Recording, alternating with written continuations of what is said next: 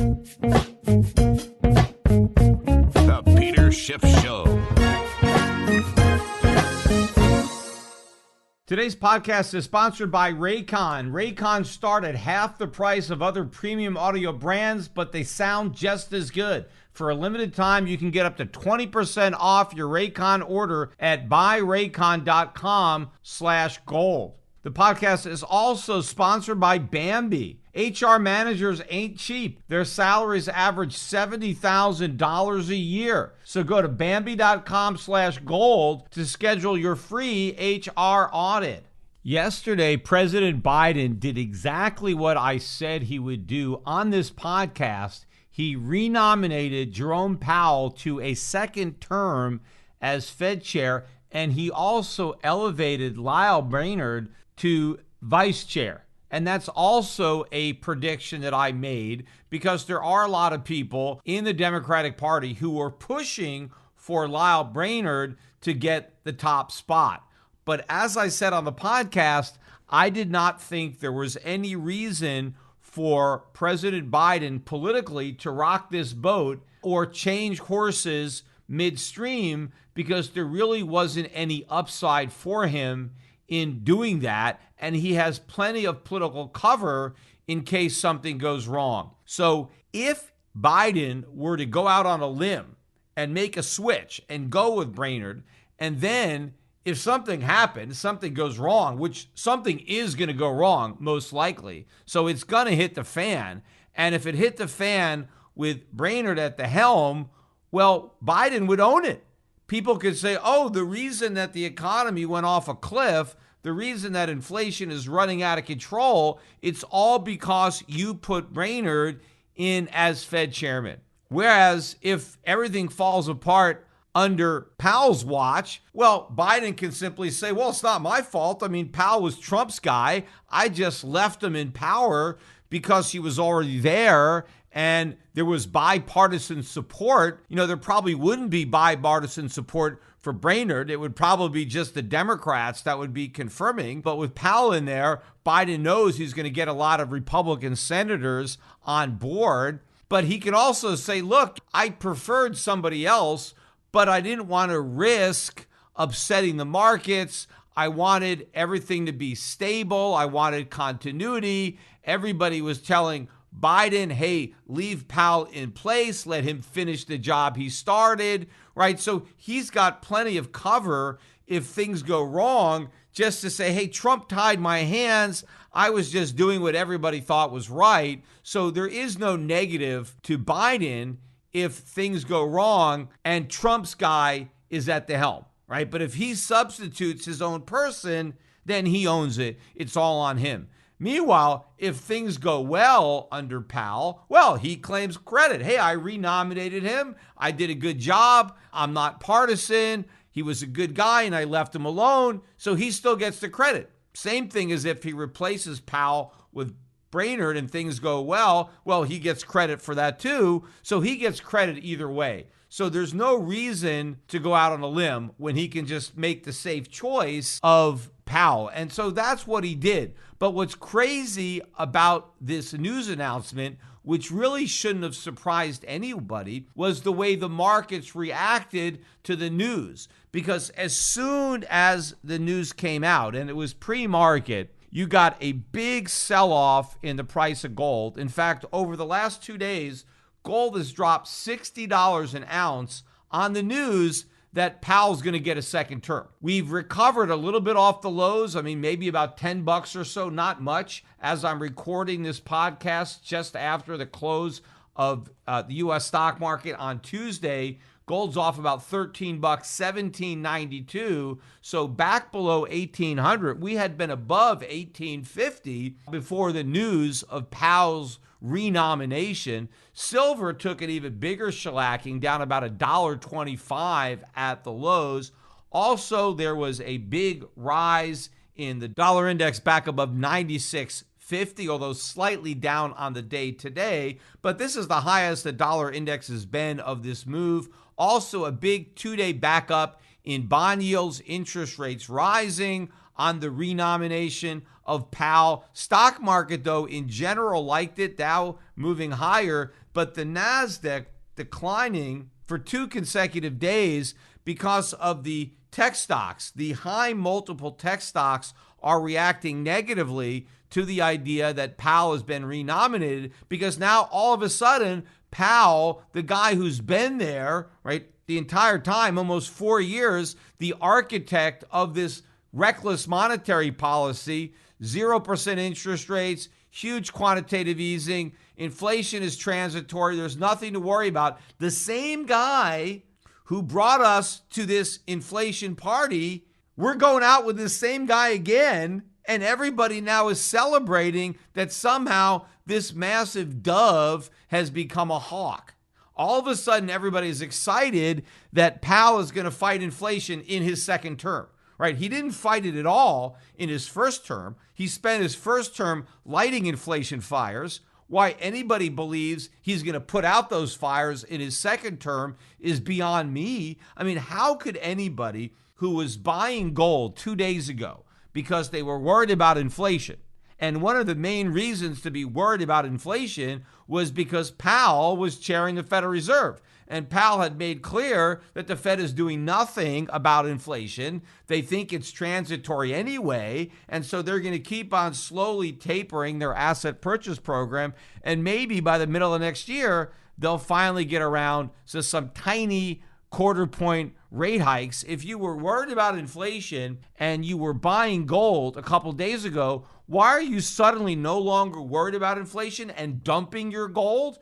Because Powell has been renominated? Now, yes, it would have been slightly worse had Powell not been renominated, and instead Brainard would have been given the go-ahead to take over as Fed chair. But she is not that much more dovish than Powell. I mean, Powell's not a hawk. And so simply because we didn't replace one dove with an even bigger dove doesn't mean that the dove that's still there is going to turn into a hawk and suddenly start fighting inflation. He's not. I mean, if anything, the FOMC is now even more dovish, or will be more dovish once Brainard becomes vice chair, than it is right now, because the current vice chair of the Fed is Richard Clarida. And Clarida, I guess, is also one of the more dovish members, although he's closer to the middle of the pack if you look at all the people on the FOMC. Now, nobody is a hawk. I mean, if you're trying to look at a scale from dove to hawk, I mean, you really can't even have hawk on this scale. It's really degrees of dovishness. And I think other than Neil Kashkari, Lyle Brainard is the most dovish FOMC member. She is certainly more dovish than the guy who's there now, Clarida. So if you were worried about inflation and the current FOMC, you should be even more worried, or slightly more worried, as a result of this change than you are right now. Yet the market is acting as if everything has changed and now we're going to have this tough on inflation Fed. And why is that? Well, maybe because later in the day, after Biden issued the announcement of these appointments and reappointments, he called a press conference. And again, it's not really a press conference because nobody took any questions from the press. Everybody just reads a statement and then they leave. So again, there's no purpose in doing this. Why bring all these reporters into a room where they potentially could catch or spread COVID if you're not going to take any questions? But again, this is all the charade of the Biden administration trying to create the false impression that there are actually press conferences going on when there's just speeches disguised as press conferences. But all three of the individuals who spoke, which was the president, Joe Biden, Fed Chair Powell, and Fed Vice Chair nominee Brainard, everybody talked about inflation and their commitment to get rid of inflation, fight inflation. And I think it was the articulation of that commitment that maybe got the market to think, aha, in the second term, that's when the Fed is going to turn around and really start fighting inflation. So maybe they're going to taper the asset purchases even quicker. So maybe they're going to finish a couple of months sooner than we thought. And so maybe these itsy bitsy, teensy weensy rate hikes that we're expecting in the middle of 2022, maybe they'll come a couple months earlier. I mean, that's about all you could get. But somehow that meant a much tighter policy. So sell gold, buy dollars, sell treasuries. But none of this makes sense, because even if you believe that these statements, anti-inflation, which you know they're going to make, because politically they have to say they're against inflation because inflation is all over the news. It's what everybody is complaining about. So even if they have no intention of doing anything about it, they have to at least create the pretense that that's what they're going to do. So you wouldn't expect anything less. But even if, as a result of this tough talk on inflation, they actually do taper a little bit quicker and raise rates a little bit sooner, who cares? Because even a quicker pace is meaningless in the face of what's going on. We already have at least 7% inflation if you believe the government numbers, probably 14% inflation if you use real numbers, meaning at least the government numbers that were used back in 1980. Just take the same CPI that we used back then and plug today's numbers into yesterday's CPI, and I think you're looking at 14%. So we have serious inflation. In order to rein this inflation in the 1970s or by 1980, rates had to go to 20%. I mean, all we're talking about is a couple of rate hikes. We won't even raise rates up to 1%. So why should this make any difference to an inflation rate this high? I mean, if you could fight inflation with 1% interest rates, well, why didn't we do that in the 1970s? It's because you can't, especially when inflation is already as bad as it is right now. And by the way, it will be even worse by the middle of 2022 when they finally get around to supposedly raising interest rates, if they actually do it. Meantime, how does slowing down the rate of quantitative easing amount to inflation fighting when any quantitative easing by definition is creating even more inflation, right? You can't put out a fire by pouring less gasoline on it, because any gasoline you pour on the fire is going to make it bigger. That's all the Fed is claiming it's going to do. It is not talking about ending QE right now. And more importantly, to actually fight inflation, we need quantitative tightening. See, the Fed did that for a little while before 2018 when they halted the process. They would have to resume that, only with a lot more urgency, because we have a much bigger inflation problem than we had back then. And so the Fed really has to shrink its balance sheet. It's got to shrink the money supply to withdraw all the liquidity that it unleashed into the economy, which is the reason that prices are rising. It has to reverse that process. It is not talking about reversing that process. In fact, as President Biden was talking about how much he wants Powell to tackle the inflation problem, we know that's all talk.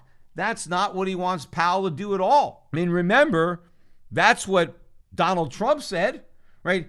He initially said that he wanted an independent Fed chairman. The reason he didn't renominate Janet Yellen was very popular, but Trump didn't renominate her. Again, I made the point that Trump ran an entire campaign bashing Janet Yellen. Biden didn't say anything negative about Powell when he was running. All of his bashing was against Trump. He had nothing negative to say about Powell. In fact, maybe he liked Powell because for a while, Trump and Powell were at odds. In fact, Donald Trump said that Powell was public enemy number one because he raised interest rates, when supposedly that's why Powell was nominated, because Trump criticized Yellen for not raising interest rates and trying to do political things to prop up the economy to make Obama look good. And supposedly he was going to be a different kind of president and he didn't need artificial help. But of course, as soon as he became president, he demanded even more because he wanted negative interest rates.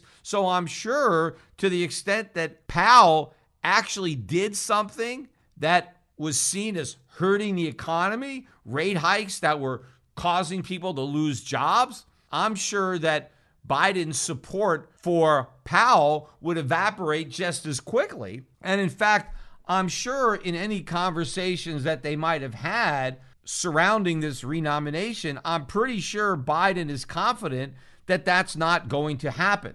In fact, if Biden believed that Powell and the Fed were going to fight inflation, they would be calling off the Build Back Better bill, because the only way that that Build Back Better bill can be law and be paid for is if the Fed is not fighting inflation. The Fed has to create additional inflation to make the Build Back Better bill possible. In fact, they have to create additional inflation to pay for the infrastructure bill that has already passed, is already law right now. There is no way to finance that bill and fight inflation, because the only way to finance that bill is for the Fed to monetize the resulting deficits. If the Fed doesn't do that, interest rates would be soaring. And even though the yield on the 10-year and the 30-year bond have risen on the news that Powell is going to be reappointed, the yields are still ridiculously low. The 10-year is still below 1.7.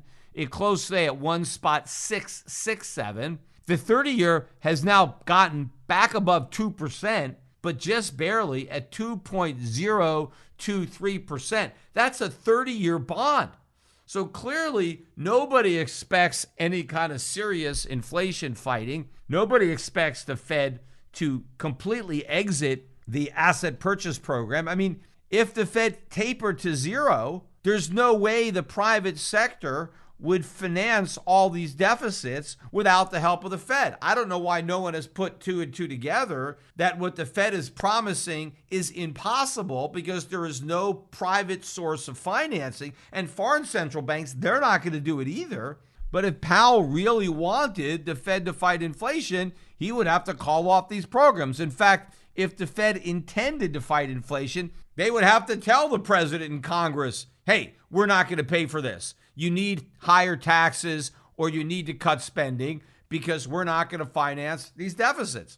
The fact that none of that is actually happening is more proof that this is all talk, that there is no intention on anybody's part to do anything about inflation. It's just that they can't admit that, especially now that the public sees inflation as a problem, so they have to at least pretend that they're going to do something about it. It's never too early to start shopping for the holidays, especially today, because you can save big on a gift they'll use every day: Raycon wireless earbuds. I use mine when I'm listening to podcasts, but you can also use them when you're working out. You can take them outdoors. You can go for walks. You can listen without disturbing any of the people around you. So whether you use them to pump up, wind down, work, or work out, Raycons are your go-to for audio on the go. That's why I've teamed up with Raycon, and for a limited time, you can unlock up to 20% off your Raycon order at buyraycon.com/gold. With seamless Bluetooth pairing and a comfortable noise-free fit, you can start listening right away and keep listening for hours. The audio quality is amazing, comparable to what you get from other premium brands, except Raycons start at half the price. The new everyday earbuds come with 3 new sound profiles to make sure everything you're listening to sounds its best with just the right amount of bass. You've got my favorite, Pure Mode, which is great for podcast listening, also blues and instrumentals. You got Balance Mode, also good for podcasts, but rock and heavy metal, and Bass Mode, which is great for hip hop and reggae. Raycon offers 8 hours of playtime and 32-hour battery life. There's also a built-in mic that lets you take calls on your earbuds with the press of a button, which is great for me because I get a lot of calls. Raycon start at half the price of other premium audio brands, but they sound just as good. So this holiday season, get them something they'll actually use for calls and music for work or play at home or on the go. And while you're at it, pick up a pair for yourself. Trust me, you're going to use them every day. Go to buyraycon.com/gold today to unlock exclusive deals of up to 20% off your Raycon order. But hurry, this offer is only available for a limited time, and you don't want to miss out. That's buyraycon.com/gold. But getting back to the market reaction to the Powell nomination, I suppose one other reason that the markets reacted positively, it was I guess, a sigh of relief that it didn't get worse. There's an old expression, the devil you know, right? And that's what we got, rather than Brainard, who might be the devil we don't know, except we know that devil pretty well. In fact, we know all of the people on the FOMC. It would have been different if Powell had really stretched the envelope and picked somebody out of left field, right? But he didn't do that, and I don't think anybody even thought that that kind of pick was even a possibility. He was pretty much drawing from that bench of players, but to the extent that he didn't go even more dovish, right? We didn't get an even bigger dove than the dove we got right now. Is that somewhat bearish for gold or somewhat bullish for the dollar? I suppose in the grand scheme of things, but it's not bullish for the dollar. It's slightly less bearish for the dollar. It's not bearish for gold. It's slightly less bullish. But if you were bullish on gold, or if you were worried about inflation and you were buying gold prior to Powell's renomination, there is no reason to sell it now. It's the same guy. It's the same policy. Now, could the policy have gotten even more reckless under Brainard? Sure. But it's already so off the charts reckless that even if we went a little further off, it doesn't matter. Gold is still dramatically underpriced with Powell at the helm. So even if it's more underpriced with Brainard, the fact that Brainard's not going to be chair, she's going to be the vice chair, doesn't amount to any difference at all. Certainly no reason for the price to go down $60. Again, I think the reason that you see these short-term moves in the market is traders. It's just leverage. It's just stops. This is all a bunch of noise. And I think ultimately you could just throw this out. I mean, the media can react to these movements and look at this as some kind of thumbs up, right? The market is blessing this move, but nothing is being blessed. It's simply traders reacting reflexively. It's maybe computer algorithms and the leverage in the market, the automatic stops that get hit, the trends, all that. It's a bunch of noise. But what it's really done is created yet another buying opportunity in both gold and silver for people who are rightly concerned about inflation and who recognize that nothing has changed by leaving everything the same. That all of a sudden, the guy who's been in charge at the Fed and who has been in denial about inflation, wrong about everything, that this same guy being renominated is a game changer. That now all of a sudden, we don't have to worry about inflation, that all the problems have been solved because the same guy that's been part of the problem is now suddenly part of the solution. In fact, one of the most revealing comments was one made by Lyle Brainard when she said that she was looking forward to working with Chair Powell to build a durable U.S. recovery. You see, there's the problem. The Federal Reserve can't build anything, let alone a durable U.S. recovery. The way we have a durable recovery is for the Fed to stay away. You see, when you have these central bankers who act as central planners and think it's their job to build a recovery, the only thing they actually build are asset bubbles and big government, which interfere with a recovery. What they do is they replace a recovery with a bubble. We don't want the Federal Reserve thinking that they can micromanage the economy. We don't need them to build the recovery. We need the free market to build the recovery. But to do that, we need this Federal Reserve to stay out of it. The Federal Reserve simply needs to provide the market with sound money and allow a real rate of interest to be discovered in the market. That was the original purpose of the Federal Reserve, not to micromanage the economy, not to act as central planners. But that's exactly what Lyle Brainard said she wants to do when she wants to help build a durable recovery. It's not the government that builds recoveries, and it's certainly not the Federal Reserve. It's the free market. It's entrepreneurs. It's the capitalists that, left alone, build durable recoveries. It's governments that interfere with the market that screw them up. And instead of durable recoveries, we get boom and bust cycles because all the Fed could do is inflate a bubble that inevitably pops.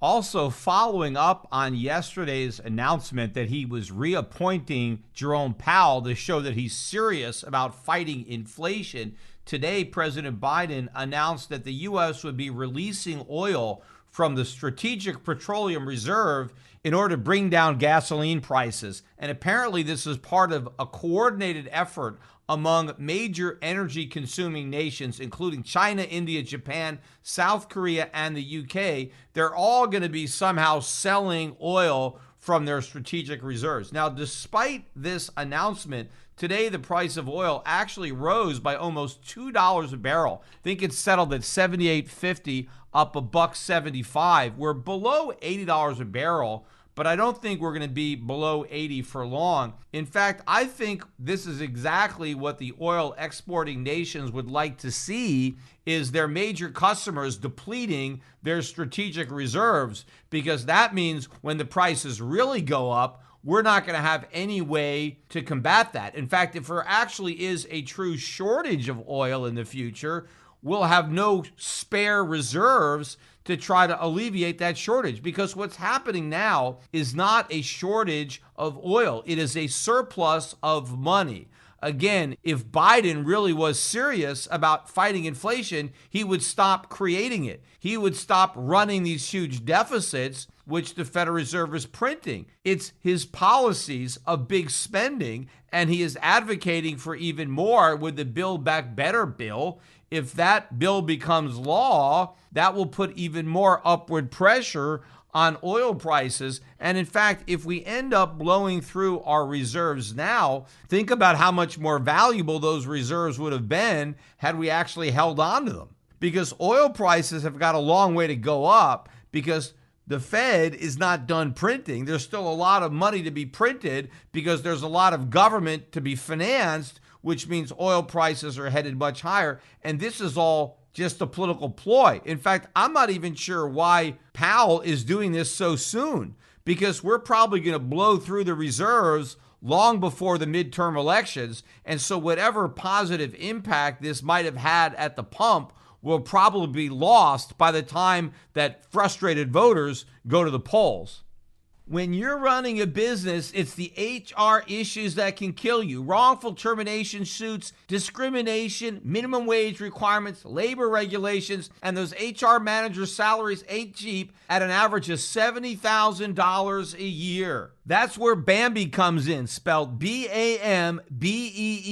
Bambee was created especially for small business owners. You get a dedicated HR manager who will craft HR policy and maintain your compliance, and do it all for just $99 a month. And with Bambee, you can change HR from your biggest liability to one of your biggest strengths. You get a dedicated HR manager who is available by phone, email, or real-time chat for anything from onboarding to terminations. They'll customize your policies to fit your business and help you manage your employees day to day. And again, they'll do it all for just $99 a month. And the best part, it's month to month, no hidden fees. You can cancel anytime. So go to Bambee.com/gold right now to schedule your free HR audit. That's Bambee.com/gold, spelled BAM to the BEE.com/gold.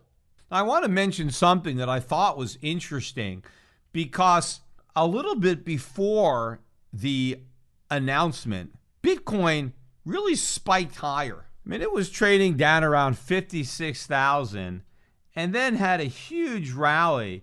And by the time the announcement came out, I think it was back above 59,000. And I remember when I saw Bitcoin spiking up on no news, it seemed weird to me that it would have such a big spike out of the blue, although that does happen from time to time in Bitcoin. But then the news came out and markets reacted. And it almost made me think that maybe some people in the Bitcoin community who have close ties to Washington, maybe they got the heads up that this announcement was coming, and they just bought Bitcoin to try to pump it up into the announcement. So small traders would see Bitcoin reacting positively to the news that Powell was being renominated, because after all, one of the guys in charge of all the inflation creating. And if you're marketing Bitcoin as a store of value and an alternative to gold, right, and you're saying that we need to buy it because the Fed is printing all this money, they're thinking, hey, we're reappointing the printer in chief, so that should be a continuation of this bad monetary policy, so you should buy Bitcoin. They ramped it up. And then I think the people who helped ramp it up are the ones who sold into the rally, because then Bitcoin spent most of the rest of the day going back down. In fact, going below 56,000. I think it got to about 55,000, maybe 800 on the lows, but it did go below where it was before the pump pre-Powell announcement. And I think this is kind of the opposite of what was going on in gold, because gold immediately went down as soon as the announcement hit. You had people dumping gold. And I think that created an opportunity to buy. But the opportunity in Bitcoin was to sell, because Bitcoin ramped before the announcement. And for an hour or two after the announcement, it was still 59,000 or something like that. So even as gold was selling off, people were buying into Bitcoin, believing that somehow the news was bullish for Bitcoin, even though it was bearish for gold. And then you had a lot of the people who took advantage of the opportunity and they sold their Bitcoin, and it went back down and took out the lows from earlier in the morning.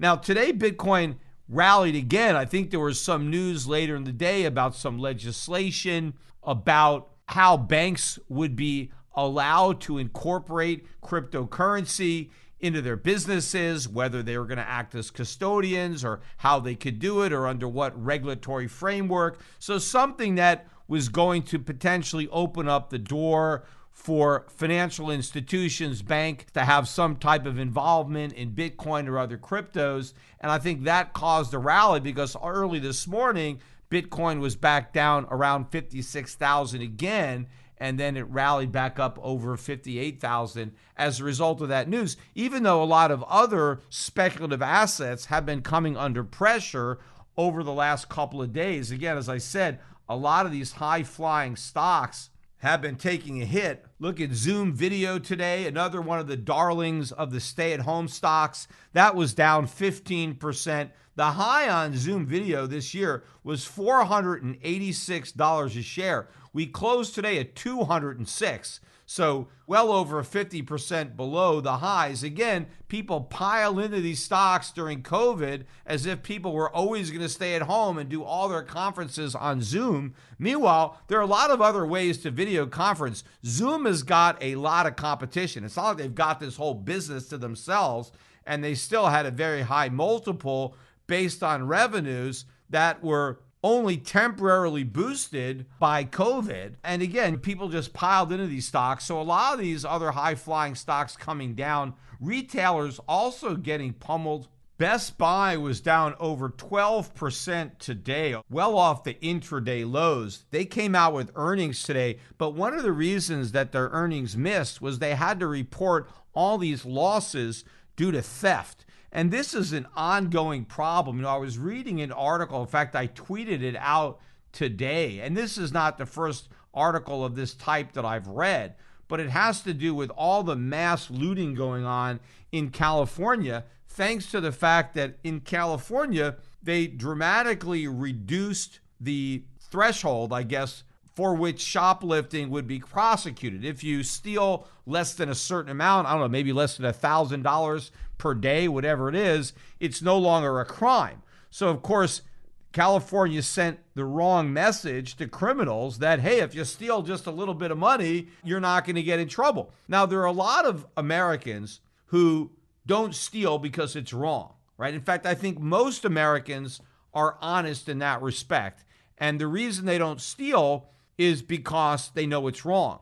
But there's a minority of the population, and unfortunately, I think that minority is larger than it used to be, who only steal because they are worried that they're going to get caught, meaning that if they knew they would get away with it, they would steal for sure. Now, those are the people for which these laws are really meant, right? Because you have to have some deterrent to prevent people who don't have any respect for private property from stealing, and they don't know right from wrong. And I think one of the reasons that we have a generation of Americans who really don't know right from wrong and don't have any problem with stealing is because of the socialist philosophy that the country has. Back in the day when we were a nation of rugged individuals who respected each other's privacy and private property, we all knew that theft was wrong. But when you have a generation of Americans who feel entitled to something for nothing, when people think the government owes them money, owes them a living, they should get free health care, free education, free this, free that. Well, if you believe that you're entitled to stuff, that you don't have to earn it, that you just get it, well then why not steal? I mean, if you want something, why not just take it? Because that's really what socialism is all about. It's about the government stealing on your behalf. I mean, if it's okay for you to vote for a politician to steal from your neighbor and then give the money to you, why can't you just cut out the middleman and steal directly? I mean, if it's not wrong to steal through government, then why is it wrong to just steal without government? I mean, why do you need the government's involvement? I mean, that is the problem. I mean, for people who understand the immorality of the current system, it is immoral to steal, and it is also immoral to hire the government to steal for you. And of course, it's not only immoral, it's unconstitutional. But obviously, very few people today care about the Constitution, obviously, or they wouldn't be demanding all of these government benefits. But once you create a society in which people feel entitled to the productivity of others, that they feel that they have a right to enjoy the fruits of somebody else's labor, well then what's wrong with theft? Nothing. You've blurred that moral line. So there are a lot of people that don't even have a problem with stealing. The only reason they're not stealing is because they have a problem with jail, right? They don't want to go to jail, and so they're not stealing. But when you send out a message, hey, we're not going to prosecute you if you steal, well, that's what they're going to do. And this is creating an even bigger problem for the brick and mortar stores because the online guys don't have this problem. And you can't shoplift at Amazon. I mean, you can buy stuff and not pay for it, right? Or basically buy stuff and try to return it. But that's not a problem that is nearly as widespread as what's going on in the brick and mortar. By and large, there's not that much theft online. Sure, there's some small amount of it, but if you look at some of these videos, look at what just happened at Nordstrom's in Walnut Creek. And by the way, as I'm recording this podcast, I'm noticing that Nordstrom's is trading down 20% in after hours. Their earnings came out and they missed mainly because of higher costs, particularly labor cost. I'm sure theft also worked its way in there, but I think there was something like 20 or 30 cars. They all coordinate. They show up at one time. They run in there. They steal a bunch of stuff. They run out. I mean, these are coordinated attacks on retail establishments, and this is driving up the costs to the retailers because now the honest people who are actually paying for the stuff that they're walking out the store with, they need to cover the losses on all the stuff that gets stolen. This stuff isn't free. Somebody has to cover the cost.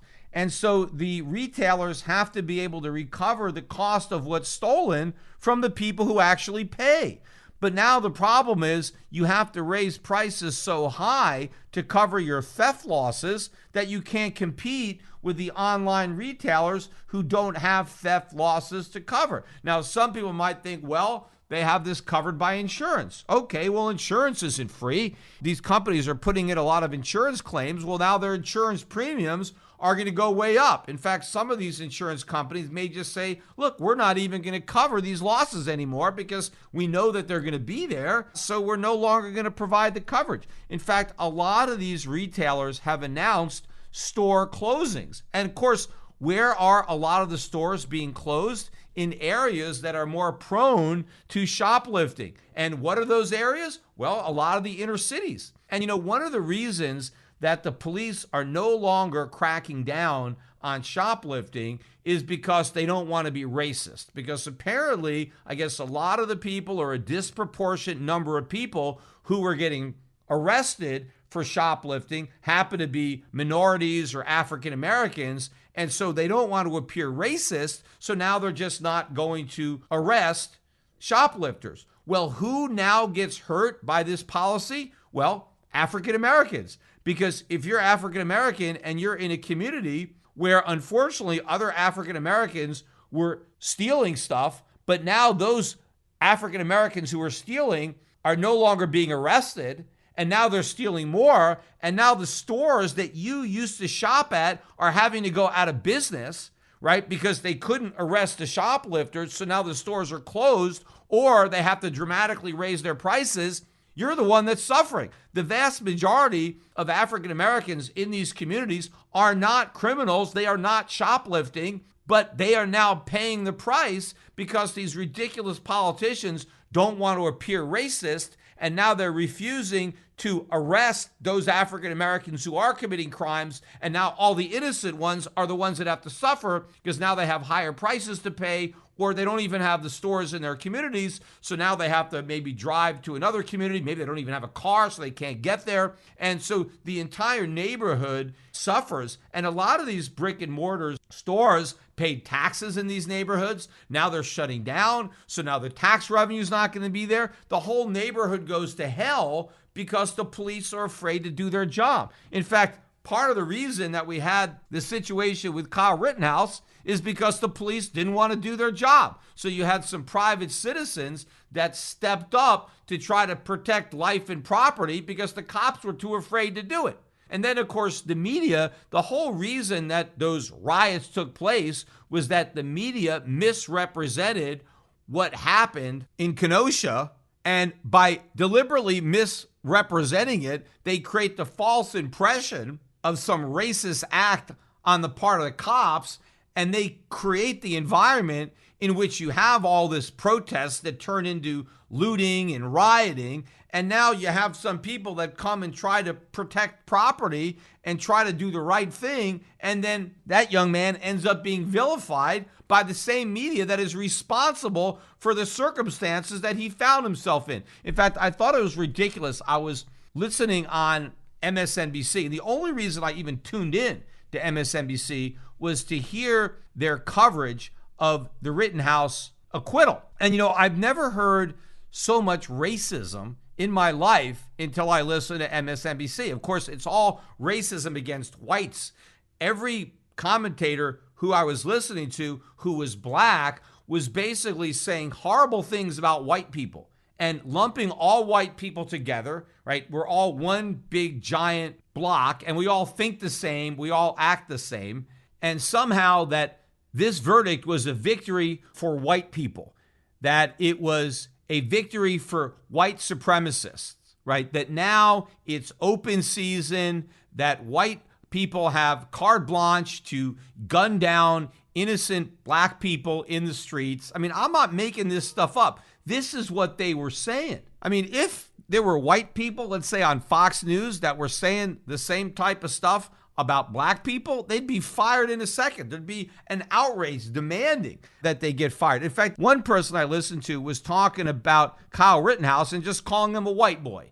Hey, this white boy, and the way they were saying it, you could tell it was very derogatory, the way we're throwing the term white boy around. But a lot of these people were somehow blaming Rittenhouse for the problem. Like he instigated all the violence by showing up with his gun.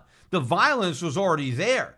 He brought his gun to protect himself. He wasn't instigating the violence. The fact that he brought a gun was simply an acknowledgement of how dangerous and violent the situation was into which he interjected himself. And they still talk about him as if he was a racist. Again, the 3 people that he shot were white, right? That rarely comes up. But the thing that always sticks in my mind, if he really was this trigger-happy racist, I'm sure there were plenty of African-American protesters out that night in Kenosha. He's got his AR-15, right? He's shooting. He's a racist. Why didn't he shoot some of the black people? Why did he only shoot white people if he's such a racist? Is he that bad a shot? Obviously, he was targeting people who were attacking him. Didn't matter what color they were. If they were physically threatening him with violence, that's who got shot. And it just so happened that the people who were threatening him, who were attacking him, were white. But their race had nothing to do with Rittenhouse's decision to shoot them. It was just his reflexive response to the threatening situation that he was in. He has to think quickly. He's being attacked and he has a gun, and so he uses it. And any reasonable person in the same situation as Rittenhouse would have done exactly the same thing. I mean, that's what you're supposed to do with a gun. Because without that gun, Rittenhouse was a sitting duck. There was a mob of people who were threatening to attack him. There's an old expression for a gun. They call it the great equalizer. Why is it an equalizer? Because if you have a gun, now you have a fighting chance against somebody who is much more powerful than you. The people who should be advocating the most for the Second Amendment and for the private ownership of handguns are women's groups. Because women, more than men, need an equalizer. Because pretty much any man can kick the crap out of any woman. Now, I know there's going to be your exceptions. There are some super strong women who know martial arts. But in general, men are much stronger than women. And women don't have a chance against a man in physical combat. But you give a woman a gun, a 110-pound woman with a gun can take down a 250-pound guy. In fact, the 250-pound guy, once he sees the woman pointing a gun at him, may not attack her. He may just move on. But without the gun, what's the woman going to do? She doesn't have a chance. It's interesting because on Sunday in Waukesha, you had this crazed guy who happened to be African American, but his race is irrelevant. Although if he were white, I'm sure his race would be an important part of the story. But since he's not white, he's black, it's barely mentioned. In fact, I didn't even know he was black until I saw his picture, because the article had to do with the fact that he was arrested. And so they had to show a picture. And so then I knew he was black. But the guy just killed 5 people and injured 40 others. I don't know if the death toll has been increased since I initially read the stories. But the guy mass murdered all these people. But the weapon he used was his car, right? He did not have a gun. He just ran over people with a car. And I've made this analogy myself many times. And of course, I never want to be insensitive to the people who were murdered by this individual, although that doesn't stop people on the left from exploiting every tragedy to advance their own socialist agenda. But despite the fact that this individual killed people with his car, there is no cry for a new law to ban cars. Right? Nobody says we need control on automobiles, that these are weapons of mass destruction, that these are basically assault vehicles, and that we should ban cars. Nobody would think of saying that, right? So that's ridiculous. Why ban cars? Just because one person uses cars to kill people? Well, law-abiding citizens don't use cars to kill people. They use cars productively. They use cars for transportation. And so we don't want to take cars away from honest, law-abiding people just because some criminals use cars in a different manner. Well, the same thing applies to guns. Now, people will say, but Peter, guns are designed to kill people. No, they're not. Guns are designed to save people. You can use guns to kill people, but the purpose of a gun is to save lives, not take lives. Yes, in a military context, right, soldiers are trying to kill people, but when you purchase a gun for self-defense, you are not buying it because you want to kill people. You're buying that gun and you hope that you never use that gun. In fact, anybody who owns a gun in their home for self-defense hopes and prays they never have to use that gun. There's another old expression: it's better to have a gun and not need it than need a gun and not have it. So the idea is to have a gun, but never actually need to use it. And the purpose of the gun is to save your life and to save your family's life. That's why you bought it. Now, sure, Other people can buy guns to kill people, just like other people can buy a car and use the car as a weapon to kill people. But just because some people abuse guns doesn't mean you take away the right of other people who don't abuse guns to own them. Because when guns are used properly, they are a very positive force in society because they reduce crime. Criminals are far less likely to commit a crime if their victims are armed, and their victims have a much better chance of surviving if they're armed. Now, I know you could say, well, what if there were no guns at all? Okay, well, if there were no guns, criminals would use knives. I mean, it's not like there wasn't any crime before we had guns. People were getting murdered before we had guns. What guns did is it gave people who weren't quite as strong a better chance of survival. I mean, when you're just fighting with a sword, right? A woman with a sword, I mean, maybe she could be a really good sword fighter, but it's really more about strength. And it's going to be hard for your typical woman to fend off, a 250-pound guy if they're in a sword fight. It's in a gunfight where she's got a better chance. So I think guns were a positive development for self-defense relative to what people had available prior to that. But the analogy, I think, works well because this individual killed 5 people. He did not need a gun to kill those people. He was perfectly able to kill those people just using his car. And so banning cars makes as much sense as banning guns. And by the way, too, I was watching on YouTube one of these protests in the aftermath of the Rittenhouse acquittal. And this woman had a megaphone, and this was terrible. We need a revolution. This is white privilege. This is racist, that the criminal justice system is rigged, that white people can get away with anything, which, again, doesn't make any sense because if white people have such privilege, what about the 2 white people that Rittenhouse shot?